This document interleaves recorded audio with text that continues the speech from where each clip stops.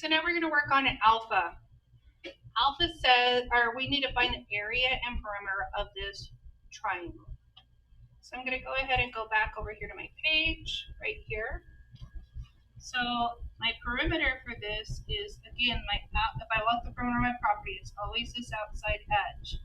And so I'm going to be adding together 6 plus 5 plus 7 and 5/10. 6 plus 5 is 11.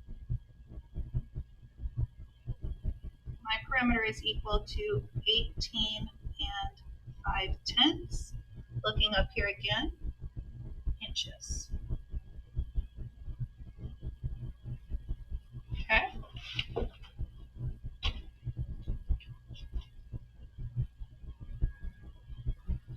For area, again, the big idea is for area, it's base times height.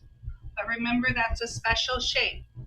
That is not a rectangle, parallelogram, or square. So in this case, because it is half of that, we can either multiply by 1/2, but I avoid that because people get scared of fractions. So I'm going to divide by 2 instead. And that's the same thing, because if I have $6 and I give you half, that's $3.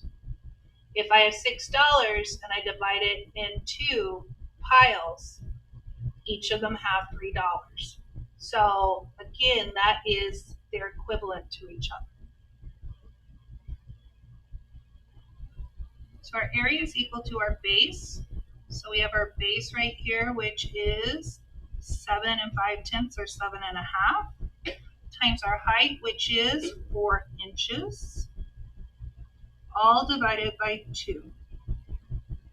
Now this is where I could grab a calculator or use my calculator over here at the top bar.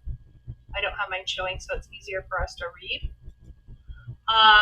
But I try to work efficiently if I can. So instead, I'm going to divide 4 by 2, so I no longer have a denominator. I no longer am dividing by 2 once I do that. So 4 divided by 2 is 2. And I'm going to take that 2 and I'm going to multiply it by 7 1/2, or 7 and 5/10. If I double 7 1/2, I end up with 15. And in this case, it's going to be square inches. So that's the area of that triangle.